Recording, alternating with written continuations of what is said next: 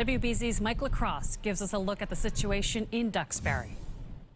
It'll still be a day or two until power is fully restored here on the South Shore. Despite that, crews are still making progress with the cleanup. Take a look at this pile of sand in Duxbury. They were able to move it out of the roadway after it washed ashore during the storm. We just got back and it's a little destroyed here. Getting their first look at the damage the powerful nor'easter left behind.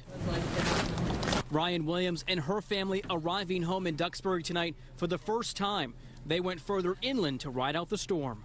Noticed a little bit of damage underneath and on the back of our shed and things, but yeah. During the storm, the waves and wind were so powerful it breached the seawall here in Duxbury, taking pieces of it, completely moving it on the other side of this person's backyard. Duxbury Fire Chief Kevin Nord says all the roads in town are now passable, but power problems remain. We're about 53% without power still, so we're trying to get those circuits back up.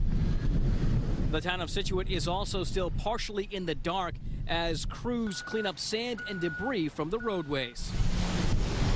This as waves continue to crash over the seawall.